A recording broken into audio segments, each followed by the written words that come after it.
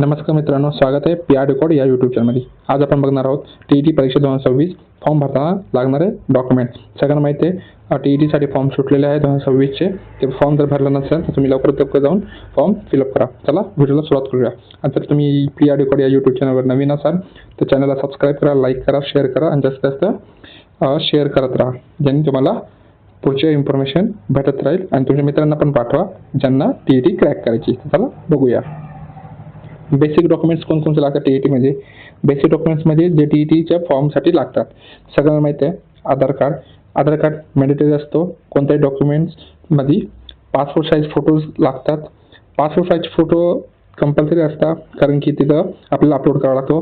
Signature scan केलेली असेल, म्हणजे आपण आधी असायचा फोटो क्लिक केला आणि पाठवून दिलं असे सिग्नेचर असायचे, पण आता तसं काही राहिलं नाही. आपल्या प्रत्येक डॉक्युमेंट स्कॅन करावा लागतो.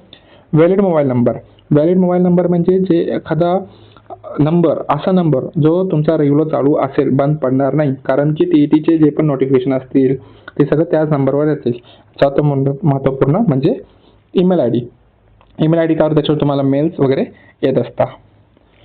नेक्स्ट पाहायला गेलो तर photos and signatures rules. Photo and signature rules काय असतात बघून घ्या. फोटो रिसेंट असावा, 6 महिन्याच्या आत. रिसेंट फोटो असावा म्हणजे काही लोक काय करतात, खूप जुना फोटो लावतात, 10 वर्ष जुनं, आणि जेव्हा ते पेपर द्यायला जायचा तर तेव्हाचा फोटो हॉल तिकीटमधला आणि आताचा फोटो तुमचा समोर मॅच केला तर मॅच होत नाही, तेव्हा खूप प्रॉब्लेम्स होता. मग शक्यतो प्रयत्न करा की तुम्ही नवीनच फोटो अपलोड करा. बॅकग्राऊंड प्लेन असावा, म्हणजे आपण बघतो की फोटोज काही असतात ते बॅकग्राऊंड माग कलरफुल असतात, तर नाही, कॉम्प्युटर एक्झामला असं वगैरे चालत नाही, तर तुम्हाला बॅकग्राऊंड प्लेन ठेवायचं आहे. सिग्नेचर व्हाईट पेपरवर ब्लॅक किंवा ब्लू पेनने असावा. आता सगळं म्हणत असतील की असा का असतो, की ब्लॅक अँड ब्लूज का वापरतो, दुसरं पेन वापरत का नाही. त्याचं एक महत्त्वपूर्ण कारण आहे. व्हाईट पेपर यासाठी लागतो ज्याच्यावर ब्लॅक पेननी ब्लू पेननी तुमचे सिग्नेचर प्रॉपर त्याच्यामध्ये स्कॅन होऊ शकतं. जर वेगळा पेन वापरला तुम्ही, वेगळा कागद वापरला तर प्रॉपर स्कॅन होत नाही. म्हणून हे मॅन्डेटरी असते की सिग्नेचर व्हाईट पेपरवर ब्लॅक किंवा ब्लू पेननी करावा. मी तुम्हाला प्रेफरन्स दिली तर ब्लॅकनीच करावा. फाईल फॉर्मॅट जर बघायला गेलो तर आपण कोणतं करू शकतो, JPG, JPEG आणि PNG, हे 3 फॉर्ममध्ये आपण फाईल फॉर्मॅट करू शकतो. साईज लिमिट जर बघायला गेलो आपण, ऑफिशियल नोटिफिकेशननुसार असतात, त्याच्यामध्ये साईज दिलेले असतात. पुढे जर बघायला आयडेंटिटी प्रूफ अल्टरनेटिव्ह, जर आपण एक्झाम द्यायला गेलो किंवा फॉर्म फिलअप करताना कोणत्या डॉक्युमेंटमध्ये जर पाहिलं आपण तर आयडेंटिटी प्रूफ आपल्याला लागतो. तर काय काय असू शकतं आपला आयडेंटिटी प्रूफ. पॅन कार्ड, जे आपला पॅन कार्ड असतो. वोटर ID, ज्याच्याने आपण मतदान करतो. लायसन्स, ड्रायव्हिंग लायसन्स, ज्याच्याने आपले ड्रायव्हिंग लायसन्स आहे, किंवा पासपोर्ट. या 4 पैकी कोणते तुम्हाला एक आयडेंटिटी प्रूफ द्यावा लागतो. पुढचं पाहूया. Educational documents mandatory. आता सर्वात महत्त्वपूर्ण इथे येतं educational documents mandatory. Form fill up करताना सर्वात महत्त्वपूर्ण काय असतो, 10वीचा मार्कशीट आणि 12वीचा मार्कशीट. कारण 10वी 12वी खूप महत्त्वपूर्ण आहे. 10वी आणि 12वीचे मार्कशीट लागतात. ग्रॅज्युएशन मार्कशीट आणि सर्टिफिकेट्स मॅन्डेटरी असतं. मग तुम्ही ते DEDचं असतं किंवा BEd सर्टिफिकेटचं ते मॅन्डेटरी असतं. पुढे पाहूया. Educational eligibility details. Education eligibility details काय असतं, final year अपेअरिंग certificates if applicable.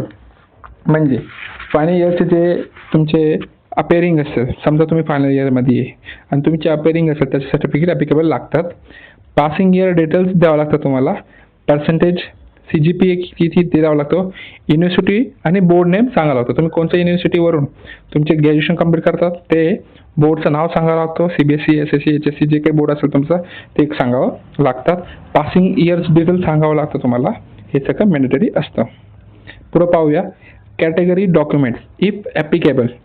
म्हणजे कॅटेगरी डॉक्युमेंट जे पण ॲप्लिकेबल असतात, कोणते असतात तर नीट लक्षात द्या. इथं महत्त्वपूर्ण.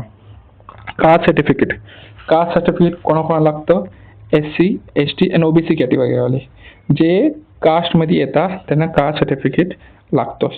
नॉन क्रिमी लेअर सर्टिफिकेट कोणाला लागतं तर OBC वाल्यांना नॉन क्रिमी लेअर सर्टिफिकेट द्यावा लागतो, किंवा EWS सर्टिफिकेट. हे लक्षात राहू द्या. पुढचा प्रश्न. ॲडिशनल सर्टिफिकेट्स कोणकोणते लागतात आपल्याला, म्हणजे ते डॉक्युमेंट तर मॅन्डेटरीच आहे, हे पण मॅन्डेटरी, पण ॲडिशनल कोणते लागतात. डोमिसाईल सर्टिफिकेट यासाठी लागतो की तुम्ही महाराष्ट्रात किंवा या जगाच्या कोणत्याही देशात असता तर तुम्ही तिथलं एक रहिवासी म्हणून डोमिसाईल सर्टिफिकेट लागतं. डोमिसाईल सर्टिफिकेट म्हणजे काय, रहिवासी दाखला. डिसेबिलिटी सर्टिफिकेट्स PWD असल्यास म्हणजे जर तुम्ही डिसेबिलिटी आहे तुम्हाला त्याचे पण सर्टिफिकेट द्यावा लागतो. नेम चेंज सर्टिफिकेट असल्यास म्हणजे जर तुमचा समजा एखादा डॉक्युमेंट्समध्ये नेम चेंज आहे किंवा आधीच वेगळं नाव होतं आणि आता नाव नेम चेंज करून तुम्ही घेतलेलं आहे, त्यासाठी नेम चेंज सर्टिफिकेट भेटतं तुम्हाला, जे कोर्टातून भेटतं आपल्याला, तर ते तुम्हाला मॅन्डेटरी असतं ॲडिशनलमध्ये. पुढे जर पाहू गेलं तर डॉक्युमेंट अपलोडेड रिक्वायरमेंट काय असते, म्हणजे आपण जेव्हा डॉक्युमेंट अपलोड करतो तेव्हा रिक्वायरमेंट काय असते TETची, तर बघा महत्त्वपूर्ण आहे. क्लिअर स्कॅन्ड कॉपीज, म्हणजे जेव्हा तुम्ही जे कॉपीज जे स्कॅन करता प्रॉपर ते एकदम क्लिअर कट टू कट माझी पाहिजे, ब्लर असलं तर ते प्रॉपर होत नाही. ऑल डिटेल्स रीडेबल म्हणजे काय, जे डिटेल्स आहे ते रीड करता येईल असे प्रॉपर ते डॉक्युमेंट अपलोड करायचे. सही मॅच असावी, जे तुम्ही सिग्नेचर करता तो पाळतो आपण की वेगवेगळ्या प्रकारचे सिग्नेचर करता, नाही. तुम्ही डॉक्युमेंट अपलोड करताना एकच सिग्नेचर करा, कारण की तुमची सिग्नेचर मॅच केली जाते. डॉक्युमेंट ब्लर नसावा, महत्त्वपूर्ण प्रश्न इथे की डॉक्युमेंट ब्लर नसावा, कारण की तुमचे डॉक्युमेंट चेक केले जातात ऑनलाईन. जर तुमचे डॉक्युमेंट ब्लर असतील आणि ऑफलाईन जर तुमचे डॉक्युमेंट मॅच केले, जर मिसमॅच निघाले ते मॅच करताना, मग तुम्हाला इश्यू होऊ शकतो. करेक्ट ऑर्गनायझेशन स्ट्रेंथ, करेक्ट भरावा लागतो. Form filling stage document use काय असतं, म्हणजे फॉर्म फिलिंग काय असतं मेन तुम्हाला दाखवतो बघा. रेजिस्ट्रेशन टाईम्स असतं, ते रेजिस्ट्रेशन टाईम असतं ते तुम्हाला करावं लागतं. बेसिक डिटेल्स फिलअप करावं लागतं. अपलोड स्टेज, फोटो, सिग्नेचर आणि डॉक्युमेंट. फायनल सबमिट व्हेरिफिकेशन, म्हणजे तुम्हाला असे 4-5 प्रोसेसमधून तुम्हाला निघावं लागतं. पुढे जर पाहायला गेलं तर व्हेरिफिकेशन स्टेज डॉक्युमेंट काय काय असतं त्याच्यामध्ये. जर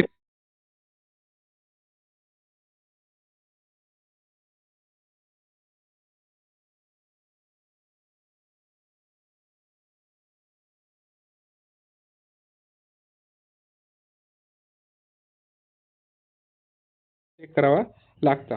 म्हणजे काय, तर ओरिजिनल डॉक्युमेंट रिक्वायर्ड असतं, त्याच्यामध्ये ॲडमिट कार्ड सोबत ID proof, photo, match verification category आपल्यामध्ये करावं लागतं. कारण की ॲडमिट कार्डसोबत आपल्याला काय लागतं, आय डी प्रूफ तुम्हाला सांगितलं मागेच. काय, एक तर तुमचं आधार कार्ड, पॅन कार्ड, लायसन्स किंवा पासबुक, ते तुम्हाला करावं लागतं. पासबुक नाही, पासपोर्ट, ते तुम्हाला व्हेरीफाय करावं लागतं. पुढे पाहूया, डॉक्युमेंट नॉट रिक्वायर्ड, कोणते डॉक्युमेंट रिक्वायर्ड नाही आहे. एक्सपिरियन्स सर्टिफिकेट काहीच कामाचं नाही. जॉब रिलेटेड डॉक्युमेंट नाही. एक्स्ट्रा अननेसेसरी सर्टिफिकेट अजिबात नाही. स्कूल लिव्हिंग सर्टिफिकेट काही वेळा रिक्वायर्ड नसते, हे डॉक्युमेंट रिक्वायर्ड नसतात. पुढं इम्पॉर्टंट चेकलिस्ट, आता लक्षात ठेवा चेकलिस्ट काय आहे. सर्व डॉक्युमेंट रेडी आहेत हे एकदा नीट चेक करा. स्कॅन क्वालिटी क्लिअर आहे हे पण एकदा नीट चेक करा. महत्त्वपूर्ण तेच आहे. फाईल साईज योग्य आहे, जिथे फाईल तुम्ही अपलोड करताय ते योग्य आहे की नाही ते पण चेक करा. नाव सर्व ठिकाणी सेम आहे, सर्वात महत्त्वपूर्ण IMP म्हणजे हे नाव सर्व ठिकाणी सेम आहे की नाही ते चेक करा. एक्सपायरी डॉक्युमेंट व्हॅलिड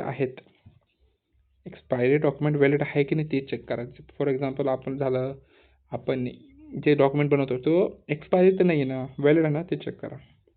पुढं जर पाहिलं आपण फायनल स्लाईडमध्ये जर आपण पाहायला गेलो तर शेवटचा हा राहिला आहे स्लाईड. तर बघा, फॉर्म भरताना चुका टाळा. तुम्ही फॉर्म भरताना जर चुका केले तर तो तुम्हालाच इश्यू करू शकतो. ऑफिशियल नोटिफिकेशन फॉलो करा. डॉक्युमेंट आधी व्हेरीफाय करा. म्हणजे जे तुम्ही असं कोणत्या लिंक न ओपन करता, ऑफिशियल नोटिफिकेशनमध्ये जे इन्स्ट्रक्शन्स असतात तेच फॉलो करा. डॉक्युमेंट आधी व्हेरीफाय करा. तर हे होतं TET 2026चे महत्त्वपूर्ण डॉक्युमेंट, जे फॉर्म भरताना तुम्हाला लागणार आहे आणि सिलेक्शन झाल्यानंतर पण तुम्हाला लागणार आहे. व्हिडिओ आवडला असेल तर PRD कोड या यूट्यूब चॅनलला सबस्क्राईब करा, शेअर करा आणि जास्तीत जास्त लाईक करा. भेटूया पुढच्या व्हिडिओमध्ये. जय हिंद, जय महाराष्ट्र.